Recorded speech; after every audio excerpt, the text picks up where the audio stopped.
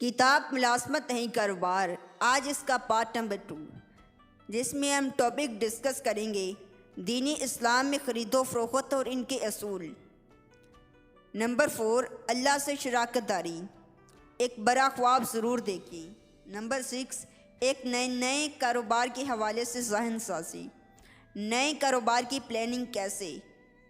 اس کے ہم پہلے 2 ٹاپک آپ بیتی میری کوشش اور محنت کور کر چکے ہیں، تو چلتے ہیں ہم ایڈیو بک کی طرف۔ تو پہلے ہم سٹارٹ کرتے ہیں دینی اسلام میں خرید و فروخت اور ان کے اصول۔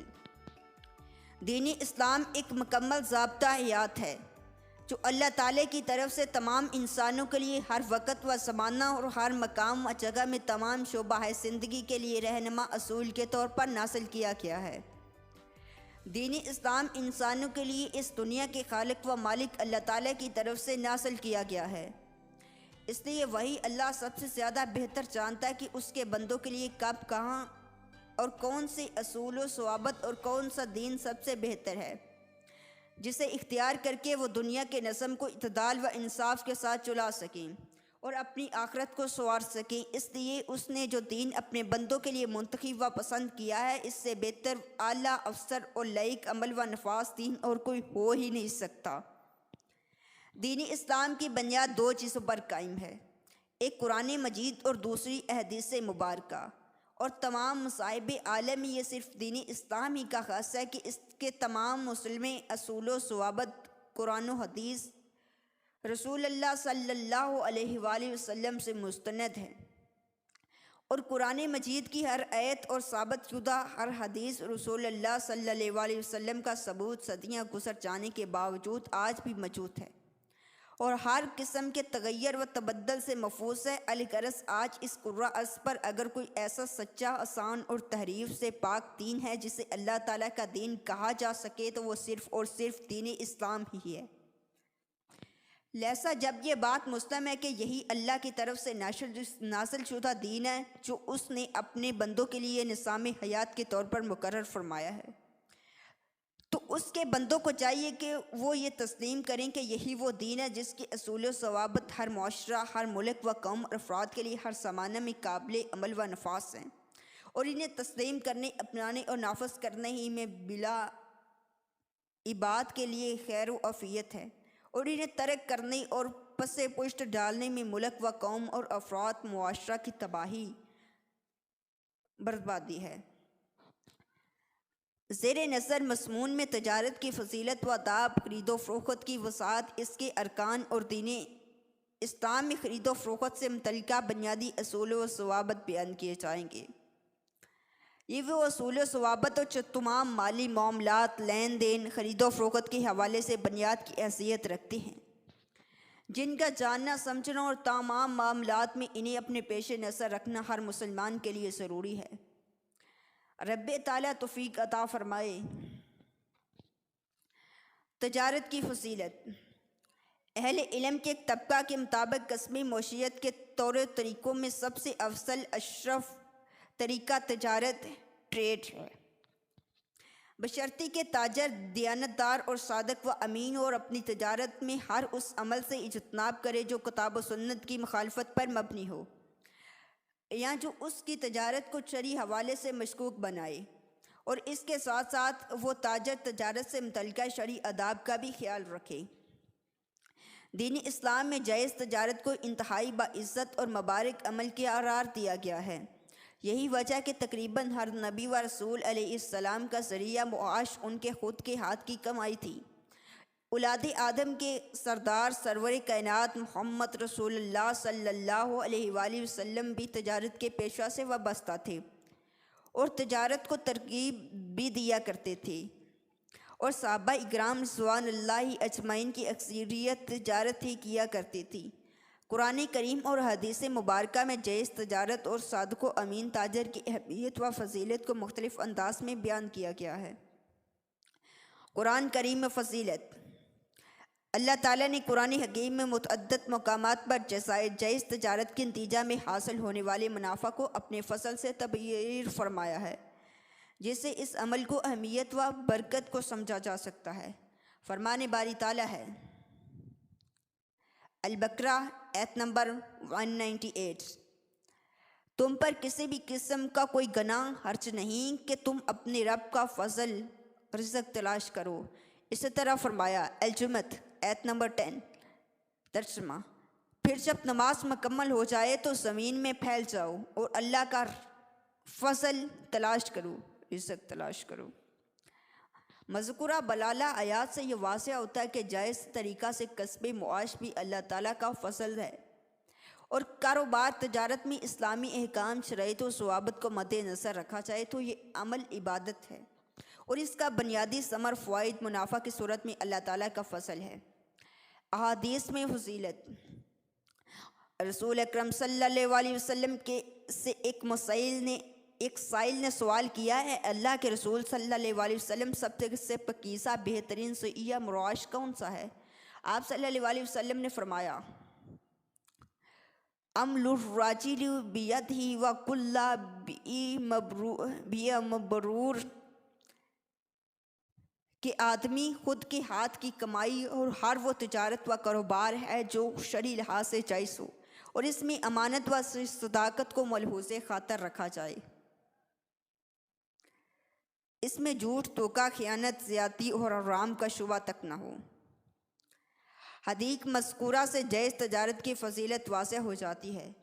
رسول اکرم صلی اللہ علیہ وسلم نے ایسی تجارت کو سب سے پاکیزہ و بہترین قرار دیا ہے۔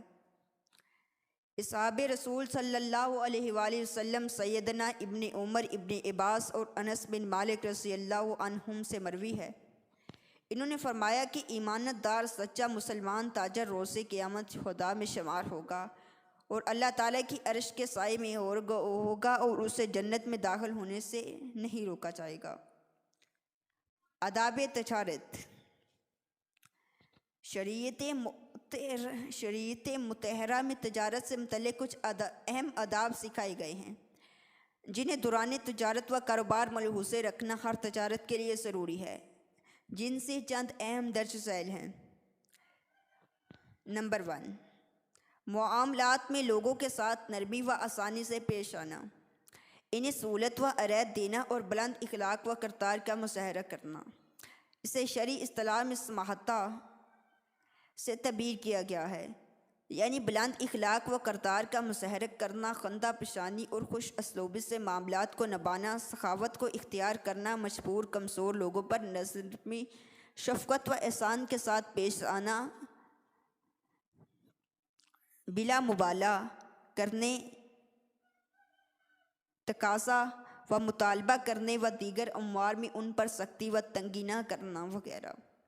یہ وہ بنیادی ہدایت ہے جن پر ہر مسلمان کو زندگی کے ہر معاملے میں عمل کرنا چاہیے، بالخصوص لین دین، خرید و فروخت اور کاروبار تجارت میں ان ہدایات کو ہمہ وقت اپنے مد نظر رکھنا چاہیے۔ فرمان نبی صلی اللہ علیہ وآلہ وسلم ہے، اللہ تعالیٰ اس بندے پر اپنا رحم فرمائے جو جب بھی کچھ خریدتا یا بیچتا ہے تو سماحت یعنی آسانی، نرمی و رعایت اور سخاوت کا معاملہ اختیار کرتا ہے، اور جب بھی کسی سے اپنے حق کا مطالبہ و تقاضا کرتا ہے تو اسے نرمی و رعایت اور سخاوت کا معاملہ کرتا ہے۔ اور ایک دوسری روایت میں الفاظ ملتے ہیں، جب کسی کے حق و قرض کی ادائیگی کا معاملہ ہو تو اس میں ٹال مٹول اور بے جاتا خیر سے کام نہیں لیتا، بلکہ سماحت سے کام لیتے ہوئے حقدار کو اس کا حق واپس لوٹاتا ہے۔ جامعہ ترمذی کی ایک دوسری روایت میں ایسا کرنے کو اللہ تعالیٰ کا محبوب و پسندیدہ عمل قرار دیا گیا ہے۔ خرید و فروخت، کاروبار تجارت سے متعلقہ شرعی احکام کی معرفت رکھنا۔ شریعت اسلامیہ میں کوئی بھی ریاست اس وقت تک فلاحی و ترقی یافتہ نہیں بن سکتی جب تک اس ریاست کے کاروباری مراکز، بازاروں اور مارکیٹ میں معاملات کرنے والے کاروباری و تاجر حضرات معاملات میں شرعی احکام یعنی جائز و ناجائز، حلال و حرام، مشتبہ امور سے واقف نہ ہوں۔ کامیاب نظام معیشت کے قیام کے لیے یہ لازمی ہے کہ کاروباری مراکز سے متعلقہ تمام افراد شرعی اصول و ضوابط کا بھرپور علم رکھیں اور عملاً ان کی پیروی کریں۔ جائز و ناجائز پیشے، خرید و فروخت، کاروبار، تجارت پہ حلال و حرام کی تمیز اور دوران تجارت صحیح اور غلط وغیرہ کا مکمل عمل ہونا چاہیے۔ سیدنا عمر رضی اللہ تعالی عنہ فرماتی ہیں، ہمارے بازاروں میں صرف وہی خرید و فروخت کرے جسے دینی احکام کی سمجھ ہو۔ اسلامی تاریخ میں ایسے بہت سے واقعات آپ کو ملیں گے کہ حکمرانوں کی طرف سے وقتاً فوقتاً باقاعدہ کاروباری مراکز کا جائزہ لیا جاتا تھا اور ایسے لوگوں کو باہر کر دیا جاتا تھا جو معاملات میں شرعی احکام سے واقف نہ ہوں یا اپنی معیشت و کاروبار میں جائز و ناجائز، حلال و حرام کا خیال نہ رکھتے ہوں، جبکہ آج ہمارے نظام معیشت کی بردباری، غربت و افلاس کی بڑھتی ہوئی صورتحال، ظلم، زیادتی، ناانصافی اور پریشانی حالی کا سب سے بڑا اور بنیادی سبب ہی احکام شرعیہ سے جہالت یا جان بوجھ کر ان سے صرف نظر کرنا اور حلال و حرام کی تمیز کو بلا طاق رکھتے ہوئے فقط نفس کی ہوس کو مٹانا۔ نمبر 3، جائز و ناجائز کے درمیان مشتبہ امور اور مشکوک معاملات سے اجتناب کرنا۔ رسول اکرم صلی اللہ علیہ وآلہ وسلم کا فرمان ہے کہ یقیناً حلال بھی واسع ہے اور یقیناً حرام بھی واسع ہے، یقیناً حلال بھی واسع ہے اور یقیناً حرام بھی واسع ہے، اور ان دونوں کے درمیان مشتبہ امور ہیں جنہیں لوگوں کی اکثریت نہیں جانتی۔ جو ان مشکوک و مشتبہ امور سے دور رہا اور اپنے آپ کو ان سے بچا لیا تو اس نے اپنے دین اور عزت کو بچا لیا اور محفوظ کر لیا، اور جو ان شبہات میں مبتلا ہو گیا وہ حرام میں واقع ہو گیا۔ کاروبار تجارت میں کافی ایسے معاملات ہیں جن کا حلال و جائز ہونا شرعی لحاظ سے مشکوک مشتبہ ہے، جیسے وہ کاروباری معاملات جو بنیادی طور پر تو جائز ہیں لیکن ان میں ناجائز و حرام امور بھی موجود ہیں، یا ایسے شخص کے ساتھ کاروبار کرنا جس کا زیادہ تر مال حرام ہو، یا ایسے لوگوں و اداروں کے ساتھ کام کرنا جن کے کام کا اکثر حصہ حرام معاملات پر مبنی ہو، یا ایسے کاروبار مراکز میں کام کرنا جن میں زیادہ تر ناجائز حرام کام ہوتے ہوں، وغیرہ وغیرہ۔ یہ سرسری چند اہم مثالیں ذکر کی گئی ہیں، البتہ اس مسئلے میں شرعی ضابطہ یہی ہے کہ ہر وہ کام جس کا جائز و حلال ہونا شرعی اعتبار سے واضح نہ ہو بلکہ مشکوک و مشتبہ ہو تو اس سے اجتناب کرنے میں ہی اہمیت ہے۔ نمبر 4، کاروبار تجارت کے ذریعے حاصل ہونے والے منافع سے صدقہ و خیرات کرنا۔ صدقہ دو طرح کا ہوتا ہے، ایک واجبی صدقہ جسے زکوٰۃ سے تعبیر کیا گیا ہے، اور دوسرا نفلی صدقہ۔ یہاں ہماری مراد دونوں اقسام، کیونکہ واجبی صدقہ زکوٰۃ تو باہر صورت ادا کرنی ہی ہے، زکوٰۃ کا نصاب و مصارف متعین اور محدود ہے، جبکہ ضرورت اس بات کی ہے کہ اہل ثروت حضرات معاشرے کی صورتحال کو سامنے رکھتے ہوئے اس کی بہتری کے لیے واجبی صدقات سے بڑھ کر خدمت انجام دیں۔ صدقہ و خیرات کی اہمیت و فضیلت کو سمجھنے کے لیے یہی بات کافی ہے کہ اس کے ذریعہ مال و دولت کو پاک کیا جاتا ہے۔ صدقہ کرنے سے مال میں اضافہ ہوتا ہے، اور صدقہ اللہ تعالیٰ کے غضب اور اس کی ناراضگی کو ختم کرنے کا بنیادی ذریعہ ہے۔ اس طرح صدقات کے ذریعے معاشرے کے مستحق و نادار افراد کو کفالت ہوتی ہے، جو مستحقین کے حق کے ساتھ ساتھ اسلامی معاشرے کی خاصیت بھی ہے کہ جسے اگر صحیح طور پر امانت کے ساتھ ادا کیا جائے تو ایک طرف تو معاشرے میں موجود بڑھتی ہوئی غربت و افلاس پر قابو پایا جا سکتا ہے، اور دوسری طرف غربت و فقیری کے نتیجے میں پیدا ہونے والی پھیلنے والی اجرام کو بھی کافی حد تک کم کیا جا سکتا ہے۔ تو ہم نیکسٹ ٹاپک جو پیج نمبر 21 پر ہے اسے ہم سٹارٹ کرتے ہیں۔ وہ جو اللہ سے شراکت داری کرتے ہیں ہمیشہ نفع میں رہتے ہیں۔ ہر کاروبار کرنے والا فرد یہ کوشش کرتا ہے کہ وہ زیادہ سے زیادہ ترقی کرے، وہ اپنے بزنس کو وسعت دے سکے۔ اپنے کاروبار کو وسعت دینے کے لیے کچھ اصول ایسے ہیں جن کو اپنا کر ہم اپنے کاروبار کو تیزی سے ترقی دے سکتے ہیں۔ سب سے پہلا اصول یہ ہے کہ اگر ہم اپنے کاروبار کو ترقی دینا چاہتے تو ہمیں اللہ کو اس میں شریک کرنا پڑے گا، اور یہ شراکت اس یقین کے ساتھ ہونی چاہیے کہ جس کاروبار میں اللہ شریک ہوگا اس میں نقصان کا سوال پیدا ہی نہیں ہوتا۔ جس طرح ہر کاروبار شراکت کسی نہ کسی اصول پر قائم ہوتی ہے، اسی طرح اللہ کے ساتھ بھی شراکت کے کچھ اصول ہیں۔ جھوٹ سے پرہیز کریں۔ کاروبار میں اللہ کو جھوٹ پسند نہیں، لہذا اپنے کاروبار کو استوار کرتے ہوئے اللہ کے حکم کے مطابق جھوٹ سے پرہیز کریں، اور خاص طور پر کاروبار کے اندر جھوٹ سے پرہیز کرنا چاہیے۔ بد دیانتی سے بچو۔ دنیا میں بظاہر نظر آنے والا فائدہ جو کسی قسم کی بھی بددیانتی کی صورت میں حاصل کیا جائے، در حقیقت انسان کو ابدی نقصان کی جانب لے جا رہا ہو۔ اس لیے اس امر کا خاص طور پر خیال رکھا جائے کہ کاروبار کے دوران بددیانتی کے مرتکب نہ ہوں، ورنہ اللہ آپ سے پارٹنرشپ ختم کر لے گا۔ سود سے بچو۔ سورہ آل عمران آیت نمبر 130۔ اے ایمان والو، سود سے دور رہو۔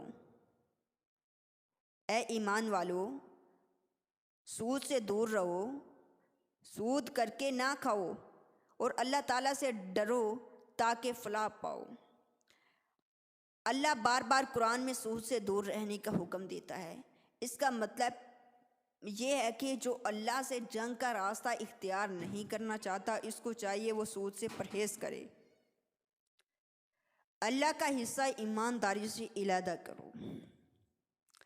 اس مضمون کا سب سے اہم نقطہ یہی کہ جب آپ نے اپنے کاروبار میں اللہ کو شریک کر لیا ہے تو پھر اس میں ہونے والے منافع میں سے ایمانداری کے ساتھ اللہ کا حصہ علیحدہ کریں، اور اس حصے کو اپنے اوپر خرچ کرنے کے بجائے اللہ کے بتائے ہوئے راستے پر اللہ کے لیے خرچ کریں، اور اس کے بعد اب خود دیکھیں گے اللہ آپ اس بندے کو کس طرح ترقی سے ہمکنار کرتے ہیں۔ اللہ سے کاروباری تعلق صرف اسی وقت ممکن ہے جب کہ ہمارا ایمان اور یقین پختہ ہو، اور اسی یقین کے ساتھ ہم کوئی بھی فیصلہ اللہ کی مرضی اور اس کی رضا کے بغیر نہ کریں، اور اپنے کاروبار کو اللہ کے بتائے ہوئے اصولوں کے مطابق ہی پروان چڑھائیں۔ نیکسٹ ٹاپک، ایک بڑا خواب ضرور دیکھیں۔ ان کے لیے جو واقعی بزنس کرنا چاہتے ہیں، اگر آپ اپنا خود کا کاروبار شروع کرنا چاہتے ہیں تو میں آپ کو بتاتا ہوں کہ ایک کامیاب کاروبار کیسے شروع کرنا چاہیے۔ اس کے لیے میں آپ کو 16 پوائنٹس بتانے چاہ رہا ہوں۔ ان پوائنٹس کو استعمال کر کے آپ ایک کامیاب کاروبار شروع کر سکتے ہیں۔ کوئی بھی کاروبار شروع کرنے سے پہلے ہمیں اس کے طریقے ضرور پتہ کر لینے چاہیے۔ ایسا کرنے سے آپ کے کاروبار میں فیل، ناکام ہونے کے چانسز بہت کم ہو جاتے ہیں۔ ویسے تو کسی بھی کاروبار کو شروع کرنے سے پہلے اس کے بارے میں اچھا علم اور پیسے کی طاقت ہونا ضروری ہے، پر ساتھ میں کئی باتیں ہوتی ہیں جو آپ کو معلوم ہونا ضروری ہیں۔ کاروبار کو شروع کرنے پر کافی کتابیں بھی آپ کو مارکیٹ سے مل جائیں گی، اور اس کے لیے سب سے اچھا کورس BBA اور MBA ہے، جس کے کرنے سے آپ ایک کامیاب کاروبار شروع کر سکتے ہیں۔ لیکن اگر آپ کوئی کورس یا کتاب نہیں پڑھ سکتے، یا آپ کے پاس اب کورس کرنے کا وقت نہیں ہے، تو کوئی بات نہیں۔ میں آپ کے سامنے نیکسٹ ٹاپک، نئے کاروبار کے حوالے سے ذہن سازی۔ ہم نوجوان تعلیم کے حصول کے بعد جب اپنی زندگی میں قدم رکھتے ہیں تو ہم میں اکثریت کام کرنے کا بنیادی مقصد دولت کا حصول ہوتا ہے، اور گریجویٹ ہونے کے بعد اگلے 30 سال تک ہماری کوشش یہی رہتی کہ ہم کچھ مزید سرٹیفکیٹس حاصل کر کے، امتحان دے کر یا اسپیشل کلاسز لے کر اپنی قابلیت کو کاغذ پر دنیا سے منوا لیں اور پہلے سے زیادہ پیسہ کمائیں۔ ایک ہی طرز زندگی آپ کو مختلف نتائج نہیں دے سکتا۔ اپنی زندگی میں آہستہ آہستہ ہم کچھ نئی عادتیں اپنا لیتے ہیں، صبح سے شام محنت کرتے ہیں تاکہ پیسہ کمائیں، اور پھر زیادہ سے زیادہ پیسہ بچانے کی کوشش کرتے ہیں تاکہ اپنی دیگر خواہشات پوری کر سکیں۔ اس طرح رفتہ رفتہ ہم ایک چوہا دور کا حصہ بن جاتے ہیں۔ جس میں ہم صبح سویرے اپنے گھروں سے کسی دوسرے کی نوکری کرنے کے لیے نکل جاتے ہیں، دن بھر محنت کرتے ہیں، شام میں ٹریفک سے لڑ کر گھر پہنچتے ہیں، رات میں اپنی ذاتی کام نمٹانے اور سو جاتے ہیں، پھر یہی ہماری روزمرہ عادت بن جاتی ہے۔ ہماری اس دور کا ایندھن یہ سوچ ہوتی ہے زیادہ کماؤ تاکہ زیادہ خرچ کر سکو۔ اس عمل میں یہ مسئلہ ہے کہ ہم 30 سال تک 8 گھنٹے روزانہ کام کر کے ایک ہی روٹین رکھ کر امیر تو بن سکتے ہیں مگر دولت مند نہیں۔ نمبر ٹاپک، امیر نہیں دولت مند بنو۔ امیر آدمی سے اگر مال چھن جائے تو وہ غریب ہو جاتا ہے، مگر جب دولت مند سے مال چھن جائے تو وہ کچھ عرصے میں دوبارہ دولت مند بن سکتا ہے۔ دولت مند ہونا بنیادی طور پر ایک صلاحیت کا نام ہے۔ انسان لاٹری نکلنے سے، وراثت میں جائیداد ملنے سے، امیر گھر میں پیدا ہونے سے، دولت مند گھرانے میں شادی ہونے سے یا رفتہ رفتہ پیسے جمع کرنے سے امیر بن جاتا ہے، مگر اکثر یہ پیسہ انسان کے پاس زیادہ عرصے تک نہیں رہتا، کیونکہ انسان کا امیر یا غریب ہونا اس کی سوچ سے وابستہ ہے۔ نیکسٹ ٹاپک، اپنے خرچے کنٹرول کیجیے۔ دولت مند بننے کے اصول امیر بننے سے ذرا مختلف ہے۔ دولت مند بننے کا بنیادی اصول سرمایہ کاری ہے۔ اگر ایک شخص 15,000 ماہانہ کمائے، 1,000 انویسٹ کرے اور باقی 14,000 میں گزارا کرے تو ایسا شخص تو دولت مند بن سکتا ہے، مگر ایک شخص اگر ماہانہ 2 لاکھ کمائے اور 2 لاکھ ہی خرچ کرتے وہ وقتی طور پر امیر تو بن جائے گا مگر دولت مند کبھی نہیں بن سکتا۔ دولت کمانے کا تعلق سوچ سے ہے۔ اگر دنیا کی ساری دولت تمام لوگوں میں برابر تقسیم کرتی جائے، کچھ سال میں غریب پھر سے غریب اور پھر امیر پھر سے مالدار ہو جائیں گے۔ ایسا کیسے ممکن ہے؟ اگر آپ کو 2 کروڑ روپے آج مل جائیں تو آپ کیا کریں گے؟ اپنی وہ تمام خواہشات پوری کرنے کی کوشش کریں گے جو آج تک پیسوں کی کمی کی وجہ سے پوری نہ کر سکی۔ اکثریت عوام ایسا ہی کرے گی۔ یہ ایک مکمل سبجیکٹ ہے جسے بیہیویئرل فائنینس کرداری مالیات کے نام سے پڑھایا جاتا ہے۔ ہم جب بھی اپنی جیب سے کوئی رقم خرچ کرتے ہیں تو ہم کسی دوسرے انسان یا ادارے سے کچھ خدمات یا مال حاصل کر رہے ہوتے ہیں، اور اس طرح ہمارے پیسے ہمارے ہاتھ سے نکل کر سودا بیچنے والے کی ملکیت بن جاتے ہیں۔ یہ اس لیے ہوتا ہے کہ کیونکہ سوداگر سپلائر سائٹ پر کھڑا ہوتا ہے اور اسے سپلائر بننے کا ہنر آتا ہے، وہ بھی بغیر کوئی امتحان پاس کیے۔ اگر آپ بھی دولت کا حصول چاہتے ہیں تو سپلائر سائٹ پر آئیے، سرمایہ کاری کیجیے۔ سرمایہ کاری سے مراد یہ ہے کہ آج اپنی دولت کو کسی ایسی جگہ خرچ کرنا جہاں سے کل نفع ملنے کی امید ہو۔ اگر آپ کے پاس دولت سے مزید دولت حاصل کرنے کا علم موجود ہے تو آپ سرمایہ کار ہیں، اور اگر آپ بغیر یہ علم حاصل کیے کل نفع ملنے کی امید پر آج اپنا مال خرچ کر رہے ہیں تو آپ جواری ہیں، سرمایہ کار نہیں۔ اکثر لوگ حصص مارکیٹ میں یہی جوا کھیلتے ہیں۔ دولت کمانے کے چند آزمودہ طریقے۔ جو لوگ نوکری کرتے ہیں یا اپنے کاروبار پر خود صبح سے شام بیٹھتے ہیں وہ راست آمدن کماتے ہیں، جس کے لیے انہیں روزانہ 8 سے 10 گھنٹے کام کرنا پڑتا ہے۔ افراد عام طور پر جوہا دور کا حصہ ہوتے ہیں کیونکہ جس دن وہ کام کرنا بند کر دیں گے اسی دن انہیں پیسے ملنا بند ہو جائیں گے۔ کاغذی اثاثوں میں سرمایہ کاری کر کے نفع کمانے کو پورٹ فولیو انکم کہتے ہیں۔ کاغذی اثاثوں میں سرمایہ کاری کر کے نفع کمانے کو پورٹ فولیو انکم کہتے ہیں۔ اس میں سرٹیفکیٹ آف ڈپازٹ، صکوک، میوچل فنڈ اور حصص کی تجارت شامل ہے۔ اس کام میں 2 فائدے ہیں، ایک تو چھوٹی رقم سے سرمایہ کاری کی جا سکتی ہے، اور دوسرا اگر اس کام کی سوچ سمجھ کر کیا جائے تو بندے میں مالیاتی تعلیم اور بزنس کی سمجھ بوجھ پیدا ہو جاتی ہے۔ جس کا کاروبار میں آپ کو صبح سے شام تک کام نہ کرنا پڑے اور آپ کے ملازم یا آپ کا بزنس ہر گزرتے وقت کے ساتھ آپ کو پیسے کما کر دیں، ایسی کمائی کو بلا واسطہ آمدن پیسک انکم کہتے ہیں۔ اس میں کارپوریٹ انویسٹمنٹ ریئل اسٹیٹ اور دیگر بزنس شامل ہیں۔ دولت مند لوگ جب پیسہ کماتے ہیں تو وہ اپنے کمائے ہوئے پیسے دوبارہ سے نفع بخش کاروبار میں لگاتے ہیں۔ اس طرح وہ امیر سے امیر تر ہوتے چلے جاتے ہیں۔ دوسرے لوگ ان کے لیے کام کرتے ہیں، وہ اپنے قائم کردہ بزنس سسٹم کا پھل کھاتے ہیں۔ مڈل کلاس شخص 5 لاکھ کی گاڑی تو خرید لیں گے لیکن 1 لاکھ کی سرمایہ کاری نہیں کریں گے، کیونکہ رقم ڈوبنے کے ڈر سے اس نے سرمایہ کاری سیکھنے کی کوشش ہی نہیں کی، جبکہ اس کی گاڑی بھی اسے بڑا مالی نقصان دے سکتی ہے۔ اگر آپ دولت حاصل کرنا چاہتے ہو تو اپنی ذہن سازی کیجیے، خرچے کنٹرول کیجیے، سرمایہ کاری کیجیے، ایکٹیو انکم سے رقم بچا کر پروفٹ انکم میں لگائیے، زیادہ سے زیادہ اثاثے بنانے کی کوشش کیجیے، تب ہی دھیرے دھیرے پیسیو انکم کا حصول ممکن ہے۔ نیکسٹ ٹاپک ہے نئے کاروبار کی پلاننگ، مگر کیسے؟ کسی بھی کاروبار کو شروع کرنے اور کامیاب بنانے کے لیے 3 چیزیں نہایت اہم کردار ادا کرتی ہیں۔ نمبر 1، انوکھا یا اچھوتا آئیڈیا۔ نمبر 2، مناسب موقع۔ نمبر 3، موزوں وسائل۔ انوکھا یا اچھوتا آئیڈیا اور وسائل۔ ضروری نہیں کہ کسی بھی نئی مارکیٹ میں نئی مصنوعات یا خدمات متعارف کروانے کا آئیڈیا اس میں اچھوتا پن لائے، کیونکہ یہ کسی بھی نئے آئیڈیا کی تخلیق کی مہارت ہے کہ پوری دنیا میں کوئی بھی ایسی چیز موجود نہ ہو۔ مثلاً پرسنل کمپیوٹر کی تخلیق اور پہلی دفعہ دنیا میں تعارف اس کے کامیاب ہونے کا ضامن ہے، مگر اس کے لیے علم و ہنر، ٹیکنالوجی، وسائل اور سہولیات کا ہونا بعض اوقات بہت ضروری ہوتا ہے۔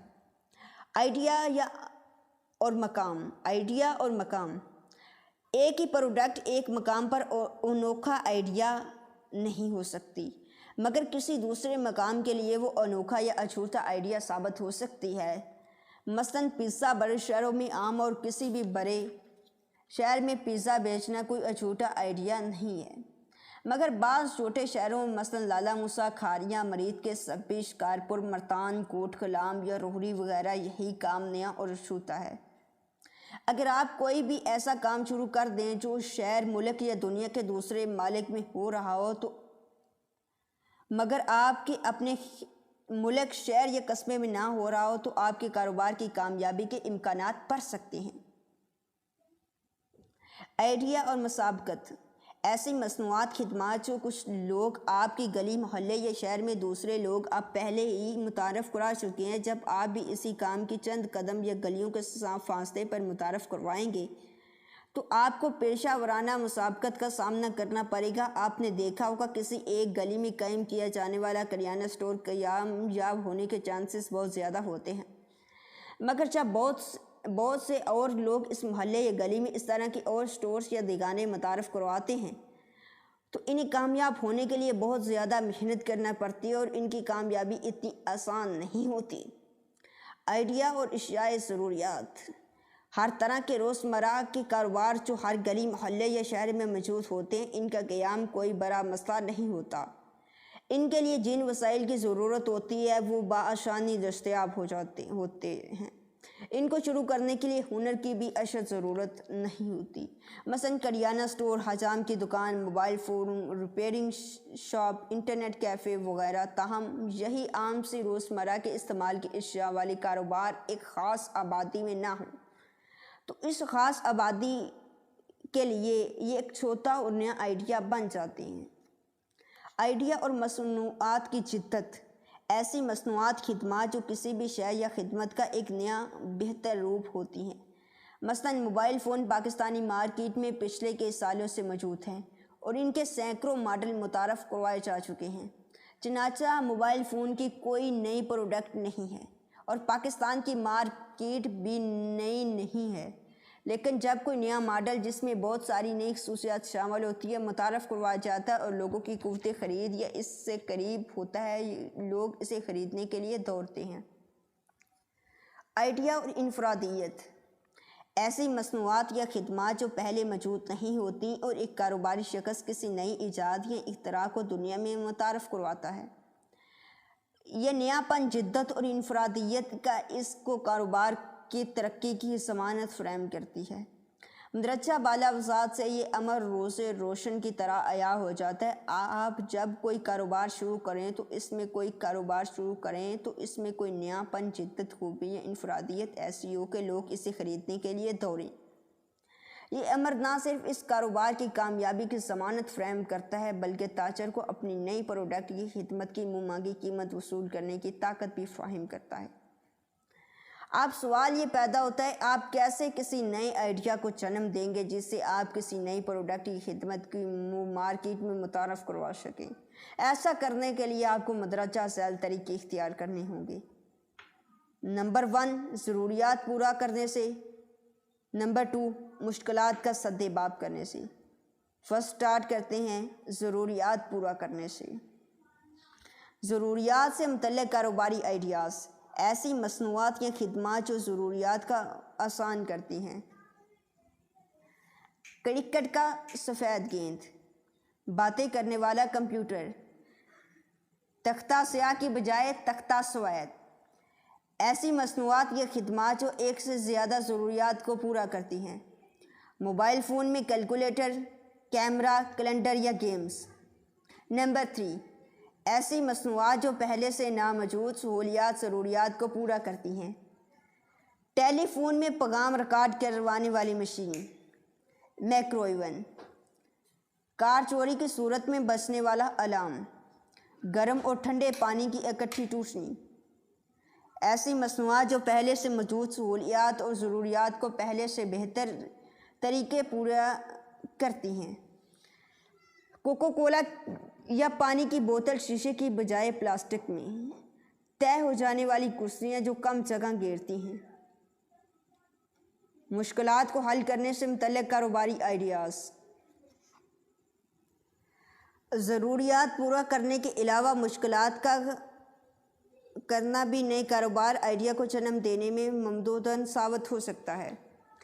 مثال کے طور پر آپ اپنے ارد گرد کسی بھی ایک صنعت پروڈکٹ کے بارے میں سوچیں، مثلاً کرسی، میز، گاڑی، سیڑھی وغیرہ۔ اب درذیل فہرست میں دیے گئے تمام سوالات کو ایک ایک کر کے اس صنعت پروڈکٹ پر لاگو کریں۔ آپ دیکھیں گے کہ بہت سے آئیڈیاز آپ کے دماغ میں جنم لیں گے۔ آپ سوچیں گے میں کس طرح یا کیسے اس چیز کو بہتر، صاف، تیز، آسان، کم خرچ، خوش رنگ، خوشنما، خوشگوار، آٹومیٹک، وزن میں ہلکا، مضبوط، ایڈجسٹیبل، فولڈیبل، تیز رفتار، خاموش، پتلا، چھوٹا یا بڑا، آسانی سے صاف ہونے والا، آسانی سے سٹور ہونے والا، کم خطرناک کیسے بنا سکتا ہوں؟ میں کس طرح موجودہ پروڈکٹ کو تبدیل، مرمت یا استعمال کے قابل بنا سکتا ہوں؟ کیا اس پر لگنے والا خام مال یا مزدوری کی لاگت کو کم کیا جا سکتا ہے؟ کیا اسے کم بجلی، کم وقت، کم مزدوروں سے بنایا جا سکتا ہے؟ کیا اس کی آنکھوں کو بری لگنے والی یا چبھنے والی خصوصیات کو دور کیا جا سکتا ہے؟ کیا اس شے میں نئی اور بہتر خصوصیات پیدا کی جا سکتی ہیں؟ میں کس طرح اس شے کو آسانی سے پیکج، سٹور یا ایک جگہ سے دوسری جگہ منتقل کر سکتا ہوں؟ مندرجہ بالا سوالات میں سے کسی ایک کا بھی مثبت جواب آپ کے لیے کاروبار کا نیا آئیڈیا فراہم کر سکتا ہے۔ تاہم اس آئیڈیا کو عملی جامہ بنانے کے لیے اس کی بنیاد پر ایک نیا کاروبار شروع کرنے سے پہلے یہ ضروری ہے کہ آپ یہ جانچ لیں کہ کیا آپ کا آئیڈیا واقعی قابل عمل ہے۔ اس کے لیے آپ کو یہ جاننا ہوگا کہ کیا اس کاروبار کو شروع کرنے کے لیے موقع مناسب ہے اور اس کو چلانے اور کامیاب بنانے کے لیے ممکنہ وسائل موجود ہیں، جن میں افرادی وسائل، معاشی وسائل اور معاشرتی وسائل شامل ہیں۔ موقع کی تلاش، کسی بھی صورتحال میں جہاں دنیا مشکلات دیکھتی اور محسوس کرتی ہے، وہاں ایک کاروباری موقع تلاش کرتا ہے۔ کسی بھی کاروبار کو کامیاب بنانے کے لیے آپ کو اس کی درپیش ممکنہ مشکلات، موجودہ رجحانات اور ضروریات کا پہچاننا ضروری ہے۔ ان تمام مشکلات، رجحانات اور ضروریات میں سے بہت سے مواقع پوشیدہ ہوتے ہیں جو کسی کاروبار کو جنم دیتے ہیں۔ کسی بھی موقع کو تلاش کرنے کے لیے کاروباری مشکلات کا جاننا، کاروباری معاملات تک پہنچنا اور انسانی عقل کا استعمال کرنا بہت ضروری ہے۔ اس کے علاوہ موقع تلاش کرنے کے بعد اس کے پرکھنے کی ضروریات کا احساس ہونا بھی نہایت اہم ہے۔ اس امر کی وضاحت مندرجہ ذیل جدول سے واضح ہو جاتی ہے۔ یہ ٹیبل اس طرح ہے: مشکلات، مواقع، کاروبار۔ بھوک، جب بھی بھوک آئے گی۔ کھانے کا سامان، کھانے کے سامان میں کیا کیا شامل ہے جو کاروبار آپ کا بن سکتا ہے؟ کھیتی باڑی، دال چاول کی ریہڑی، ریسٹورنٹ۔ بھوک، بیماری، مواقع۔ مشکلات، مشکل ہے، بیماری، موقع، مواقع، علاج اور کاروبار۔ حکیم، عطائی، ڈاکٹر، کلینک۔ گرمی، موقع ہے، ٹھنڈک کا۔ آپ نے تلاش کرنا ہے اس کام کا، مشکل کا موقع۔ گرمی، ٹھنڈک، پنکھے، برف، air conditioner, cooler, A C وغیرہ۔ جہالت، علم، tuition centre, school, college, university. Load shedding, بجلی، اور اس کے لیے آپ کو اپنے کاروبار تلاش کرنے ہیں۔ یو پی ایس، جنریٹر، شمسی توانائی، آبی توانائی، ہوائی توانائی۔ جب آپ مواقع تلاش کریں گے تو اس امر کو ہمیشہ مد نظر رکھیے کہ کسی بھی کاروبار موقع کے موزوں اور مناسب ہونے کے لیے مندرجہ ذیل تجربہ تجزیہ بہت ضروری ہے۔ معاشی حالات، جہاں یہ کاروبار شروع کیا جا رہا ہے یا جن کے لیے شروع کیا جا رہا ہے، ان کے معاشی حالات اس قابل ہیں کہ وہ ان مصنوعات خدمات کو خرید سکیں۔ انفرادی قوت خرید کے ساتھ ساتھ اس علاقے، شہر یا ملک کی مجموعی معاشی صورتحال کا بھی مشاہدہ بہت ضروری ہے۔ معاشرتی اور سماجی حالات، کیا اس علاقے، ملک یا شہر کے معاشرتی اور سماجی حالات اس کاروبار کو شروع کرنے میں ممکن ثابت ہو سکتے ہیں؟ کیا جو موقع آپ نے تلاش کیا ہے کہیں یہ وہاں کے معاشرتی اور سماجی حالات سے متنازع تو نہیں ہے؟ اور اس کے ساتھ ساتھ کس طرح یہ حالات اس کاروباری موقع کی مدد کر رہے ہیں؟ قانونی حالات، کیا یہ کاروبار موقع اس ملک کے قانون کے مطابق ہے؟ کیا مقامی قوانین اس کاروبار کرنے کی اجازت دیتے ہیں؟ سیاسی حالات، جس علاقے یا ملک میں آپ نے کاروبار شروع کیا ہے اس کے سیاسی حالات کس حد تک مستحکم ہیں؟ یہ نہ ہو کہ اس موقع کو عملی جامہ پہنچانے کے لیے آپ اپنا وقت اور سرمایہ خرچ کریں اور ایک دم دنگے فساد اور ہڑتالیں اسے نقصان پہنچائیں۔ تکنیکی حالات، روز بروز بدلتی اور بہتر ہوئی ٹیکنالوجی نہ صرف بہت سے نئے کاروباری موقعوں کو جنم دیتی ہے بلکہ اس کے ساتھ ساتھ کسی بھی کاروباری موقع کو پرکھنے کا بھی موقع فراہم کرتی ہے۔ مندرجہ بالا تمام حالات کاروباری موقع کی مناسبت سے کاروبار کی کامیابی کی ضمانت فراہم کرتے ہیں۔ اس کے ساتھ ساتھ یہ تمام حالات کسی بھی شہر، علاقے یا ملک میں نئے کاروباری موقع فراہم کرنے کے لیے نئے آئیڈیا کو جنم دیتے ہیں۔ ان تمام حالات کے بارے میں تفصیلی معلومات کاروباری ماحول کے باب میں بیان کی گئی ہیں۔ تاہم کسی بھی کاروبار کو شروع کرنے اور کامیاب بنانے کے لیے آئیڈیا اور موقع کی تلاش کے ساتھ ساتھ وسائل کی بھی ضرورت ہوتی ہے، جن کو اس باب کے آنے والے حصے میں بیان کیا گیا ہے۔ بنیادی وسائل۔ بنیاد کے وسائل کسی بھی کاروبار کو شروع کرنے اور کامیاب بنانے کے لیے بنیادی وسائل مندرجہ ذیل اقسام کے ہیں: معاشی وسائل، انسانی وسائل، معاشرتی وسائل۔ ان تینوں وسائل کو ایک دوسرے میں تبدیل کیا جا سکتا ہے۔ مثلاً معاشی وسائل سے افرادی انسانی وسائل خریدے جا سکتے ہیں، ان کے ساتھ ساتھ ان وسائل سے نئے وسائل کو تخلیق کیا جا سکتا ہے یا خریدا جا سکتا ہے۔ معاشی وسائل۔ معاشی وسائل سے مراد وہ سرمایہ یا رقم ہے جو کسی بھی کاروبار کو شروع کرنے اور بڑھانے کے لیے استعمال کی جاتی ہے۔ ضروری نہیں کہ تمام وسائل کو شروع کرنے میں استعمال کیا جائے یا کاروبار شروع کرنے سے پہلے تمام وسائل آپ کی دسترس میں ہوں۔ اچھے کاروباری خواتین و حضرات محدود معاشی وسائل سے بھی کاروبار شروع کرتے ہیں اور اپنے انوکھی اور منفرد آئیڈیا اور انسانی وسائل کا صحیح اور مناسب استعمال کرتے ہوئے اور زیادہ معاشی وسائل کو تخلیق کرتے ہیں۔ ان تخلیق کردہ معاشی وسائل کو اپنے کاروبار میں لگا کر اسے ترقی کی راہ پر گامزن کرتے ہیں۔ انسانی وسائل۔ کسی بھی کاروبار میں انسانی وسائل ریڑھ کی ہڈی کا درجہ رکھتے ہیں۔ معاشی وسائل تو کوئی بھی حاصل کر سکتا ہے اور بڑھا سکتا ہے، مگر انسانی وسائل کو بڑھانے کے لیے بہت زیادہ وقت، محنت اور تجربہ درکار ہوتا ہے۔ موجودہ دور میں خاص طور پر بہت سی بڑی بڑی کمپنیوں ان وسائل کی اہمیت اور افادیت سے واقف ہیں اور ان کی ترقی پر بہت زور دیتی ہیں۔ کامیاب کاروباری خواتین و حضرات انسانی وسائل کو کامیابی سے معاشی وسائل میں تبدیل کر لیتے ہیں۔ کسی بھی کاروبار کی کامیابی اس امر پر منحصر ہوتی ہے کہ وہ کن صلاحیتوں کے حامل افراد کے ساتھ شراکت داری کرتے ہیں یا انہیں اپنے ہاں ملازم رکھتے ہیں۔ معاشرتی وسائل۔ انسان ایک معاشرتی جانور، معاشرتی حیوان ہے۔ اس کو زندگی کے ہر قدم پر دوسرے انسان کی ضرورت پڑتی ہے۔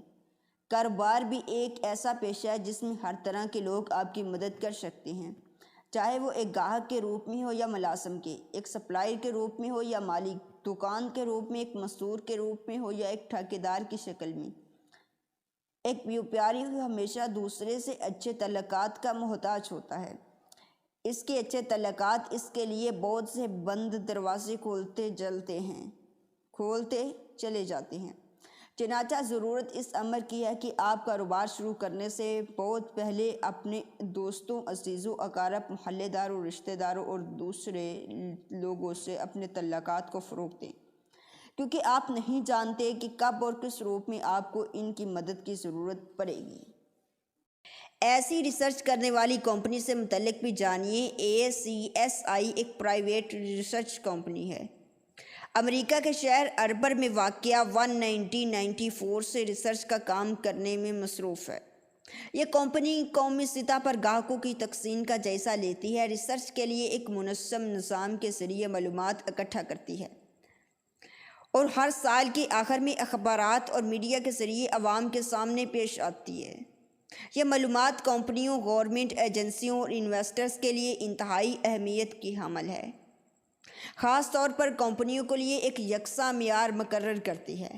یہ معیار ہر قسم کے گاہک کے لیے قابل قبول ہوتا ہے۔ حاصل یہ کہ اس نئے دور میں دنیا سمٹ کر ایک گاؤں کی مانند ہو چکی ہے۔ اس صورتحال میں گاہک کی رسائی دنیا جہاں کی کمپنیوں تک ممکن ہے۔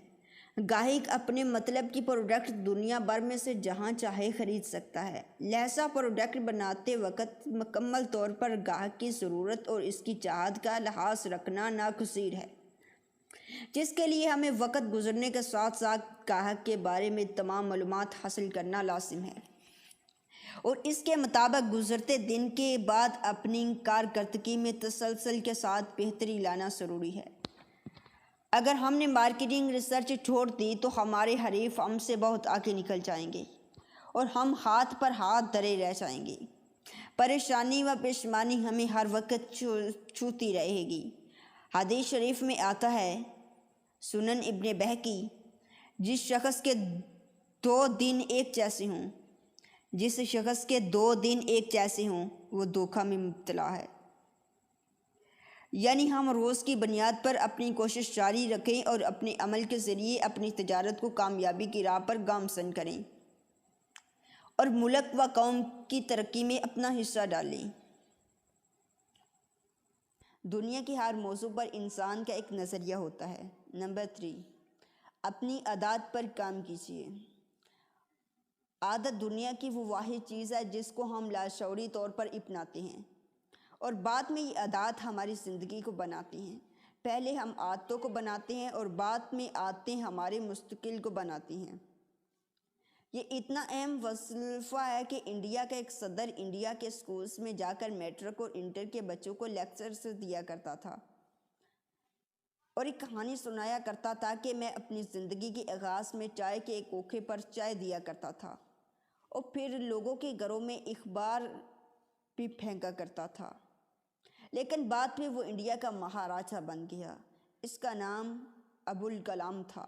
دوسری بات، وہ اپنے لیکچر میں بہت زور دے کر کہا کرتا تھا کہ دنیا کا کوئی شخص اپنے مستقبل کو نہیں بدل سکتا دنیا کا کوئی شخص اپنی مستقل کو نہیں بدل سکتا، لیکن صرف اور صرف ایک شخص اپنی عادتیں بدل سکتا ہے اور نتیجن اس کی عادتیں اس کا مستقل بدل سکتی ہیں۔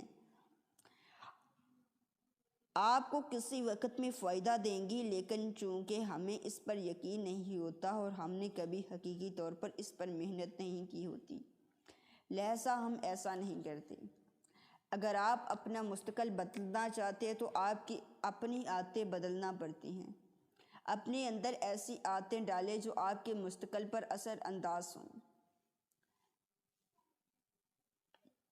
اپنے یقین پر کام کیجیے۔ نیکسٹ ٹاپک، اپنے یقین پر کام کیجیے۔ اپنے یقین کا لیول بڑھائیں، یعنی توکل کو بڑھائیں۔ محنت پر یقین بڑھائیں، اللہ کے بنائے ہوئے قوانین پر یقین بڑھائیں۔ اللہ تعالیٰ فرماتا ہے، کوشش کرنے والوں کے لیے سارا جہان ہے، یعنی خواہش تمہاری ہے جس پر تم کوشش کرتے ہو، اور وہی نتیجہ اللہ تعالیٰ دے رہا ہے، اور اس کے لیے شرط کوشش ہے، جنون ہے۔ آپ اپنے یقین کا لیول ہائی کر کے دراصل اپنے لیول کو ہائی کر رہے ہوتے ہیں۔ دنیا میں آج تک جتنی بھی ریسرچ ہوئی ہے وہ یہ بتاتی ہے جتنا مقام ذہانت کو ملا ہے، اس سے زیادہ مقام ایسے لوگوں کو ملا ہے جن کے یقین کا لیول ہائی رہا ہے۔ آپ کو زندگی میں بڑے بڑے قابل لوگ ضائع ہوتے ملیں گے۔ ان کے ضائع ہونے کی وجہ ہے یقین کے لیول کا نہ ہونا۔ ایسے لوگوں کو خود پر یقین نہیں ہوتا، یعنی خود اعتمادی نہیں ہوتی۔ توکل خود اعتمادی، اپنی ذات پر خود اعتمادی، اپنی صلاحیت پر خود اعتمادی، اپنی قابلیت پر یقین، اپنی زندگی پر یقین، اپنی ذات پر، یہ ساری چیزیں آپ کو پر اعتماد انسان بناتی ہیں۔ نمبر 5، اپنے علم میں اضافہ کیجیے۔ اگر آپ موٹیویشن چاہتے ہیں تو اپنا علم بڑھائیں۔ علم اعتماد کی نشانی ہے۔ علم عاجزی بھی ہے، علم لا علمی کا احساس بھی ہے۔ علم آپ کا اعتماد بھی ہے۔ علم آپ کا ایسا ہتھیار ہے جو اگلے 1 سال کے لیے آپ کے لیے لائحہ عمل مرتکب کرنے میں مدد کرتا ہے۔ اوپر بیان کی گئی 5 چیزوں کے لیے خود ایکٹیویٹی ڈیزائن کریں۔ افکار تازہ کے لیے، تاکہ افکار باسی ختم ہوں، تاکہ آپ کی زندگی میں نئی سوچ آئے۔ دوسری چیز، نئے افکار اور نئے نظریات پیدا ہوں۔ تیسرے نمبر پر اچھی عادات ڈھونڈیں، ایسی عادات جو کسی بھی شخص کو پے بیک کرتی ہیں۔ ایسی عادتیں اختیار کریں۔ دنیا کے کامیاب لوگوں کی زندگیوں کی کہانیوں میں سے ایسی عادتیں نکالیں۔ چوتھے نمبر پر اللہ پر یقین رکھیں۔ جس باری تعالیٰ نے یہاں تک پہنچا دیا ہے وہ آگے بھی ہمیں لے کر جائے گا۔ بندہ ہاتھ بڑھائے تو قدرت سے اس کا ہاتھ ضرور پکڑتی ہے۔ 5واں چیز، اپنے علم میں اضافہ کریں۔ کم سے کم جس شعبہ کی ڈگری آپ کے پاس ہے، اس شعبہ کے بہترین انسان بنیں۔ مسئلہ وہاں کھڑا ہوتا ہے کہ لوگوں کو اپنے شعبوں کی چیزوں کا ہی علم نہیں ہوتا۔ انسان کے لیے بہت ضروری ہے کہ وہ اپنے شعبے میں اپنے آپ کو اپ ڈیٹ رکھے۔ اگر یہ سارے نکات آپ کے سامنے مد نظر ہوں گے تو آپ کا موٹیویشن لیول ہائی ہوگا، ورنہ ڈاؤن ہو جائے گا۔ تو نیکسٹ ٹاپک ہے نمبر 9، کاروبار میں ترقی کے لیے مارکیٹ ریسرچ کریں۔ کاروبار میں ترقی کے لیے مارکیٹ میں ریسرچ کریں۔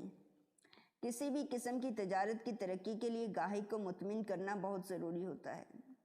جو کمپنیاں گاہک کی چاہت، ضرورت اور ڈیمانڈ کا خیال رکھتی ہیں، کامیابی ان کا مقدر بنتی ہے۔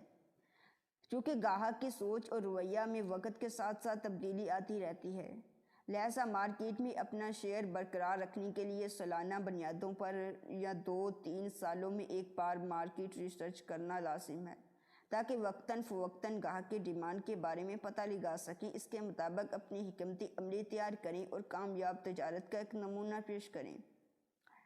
پروڈکٹ مناتے وقت مکمل طور پر گاہک کی ضرورت اور اس کی چاہت کا لحاظ رکھنا ناگزیر ہے، جس کے لیے گاہک کے بارے میں تمام معلومات حاصل کرنا لازم ہے۔ اگر ہم نے مارکیٹ ریسرچ چھوڑ دی تو ہماری حریف ہم سے بہت آگے نکل جائیں گے۔ مارکیٹ ریسرچ مختلف مراحل میں ہوتی ہے، آئیے ہم ان مراحل کا جائزہ لیتے ہیں۔ مسائل کی نشاندہی۔ سب سے پہلے اس بات کی نشاندہی ضروری ہے کہ ہم ریسرچ کیوں کر رہے ہیں۔ سب سے پہلے اس بات کی نشاندہی ضروری ہے کہ ہم ریسرچ کیوں کر رہے ہیں، مارکیٹ میں ہمیں کن مسائل کا سامنا ہے جس کی وجہ سے ہمیں معلومات درکار ہیں۔ مثلاً ہمارے پاس 1,000,000 روپے ہیں تو کیا ہم نئی پروڈکٹ مارکیٹ میں لائیں یا نہیں، کتنے گاہک ہماری اس پروڈکٹ کو پسند کریں گے، اس بارے میں ہمیں کن کن چیزوں کی معلومات درکار ہوں گی۔ ان تمام باتوں کی نشاندہی کیجیے۔ اگر ہم نے ریسرچ کرنے سے پہلے مسائل کی اچھی طرح نشاندہی نہیں کی تو ہمارے لاکھوں روپے ضائع ہو جائیں گے اور وقت بھی بیکار چلا جائے گا۔ وسائل کا تعین کیجیے۔ معلومات کے حصول کے لیے ہم اپنا کتنا وقت لگا سکتے ہیں، معلومات کے حصول کے لیے ہم اپنا کتنا وقت لگا سکتے ہیں، ہم اس کام میں کتنا سرمایہ خرچ کر سکتے ہیں اور کون سے ذرائع سے ہم سہارا لے سکتے ہیں، ان تمام وسائل کا تعین کیجیے۔ عام طور پر ہمیں معلومات کے حصول کے لیے 2 طرح کے ذرائع دستیاب ہوتے ہیں: پرائمری ڈیٹا، سیکنڈری ڈیٹا، ابتدائی مواد، ثانوی مواد۔ پرائمری ڈیٹا، ابتدائی مواد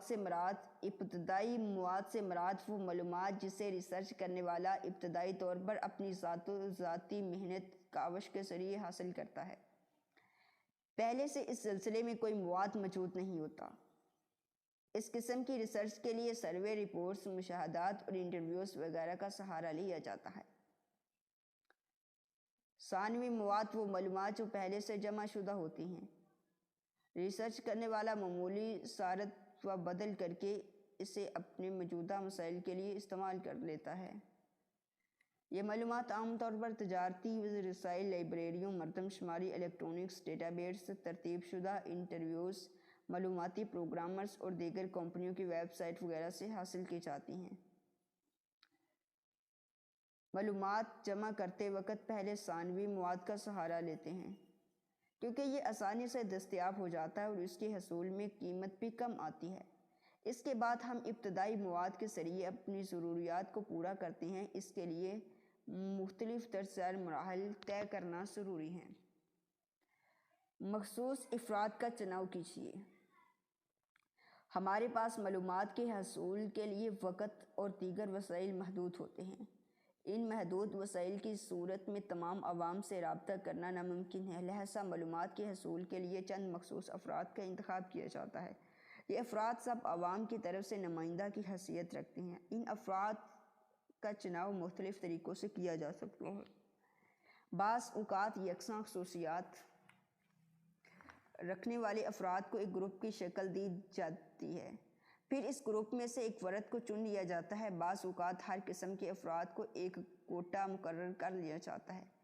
مثلاً 1,00,000 ایسے مرد جو 20 سے 30 سال کی عمر کے ہوں، 1,00,000 ایسے مرد جو 50 سے 60 کی عمر کے حامل ہوں، اور 90 بچے وغیرہ وغیرہ۔ اس طرح اور بھی بہت سے طریقوں سے لوگوں کا انتخاب کیا جاتا ہے۔ سوال نامہ تیار کیجیے۔ سوال نامہ سوالات کی ایک فہرست ہوتی ہے جو ہم عوام کے مخصوص نمائندوں سے معلومات جمع کرتے وقت پوچھتے ہیں۔ یہ سوالات 2 طرح کے ہوتے ہیں: ایسے سوالات جن کے جوابات صرف ایک لفظ میں دیے جاتے ہیں، مثلاً آپ کو ہماری پروڈکٹ کیسی لگتی ہے، اس کا جواب یہی ہو سکتا ہے اچھی یا بری۔ ایسے سوالات جن کے جوابات مختصر جملوں پر مشتمل ہوتے ہیں، مثلاً ہماری پروڈکٹ کیوں نہیں خریدی جاتی، اس کا مختصر جواب جملے کی شکل میں دیا جائے۔ ماہرین سے انٹرویو۔ نفسیات اور شماریات کے ماہرین سے انٹرویو کیجیے اور شماریات کے ماہرین مردم شماری کے بارے میں درست رہنمائی کر سکتے ہیں، جبکہ نفسیات کے ماہرین گاہک کے رویے کے بارے میں صحیح معنوں میں تجزیہ کر سکتے ہیں۔ معلومات اکٹھی کیجیے۔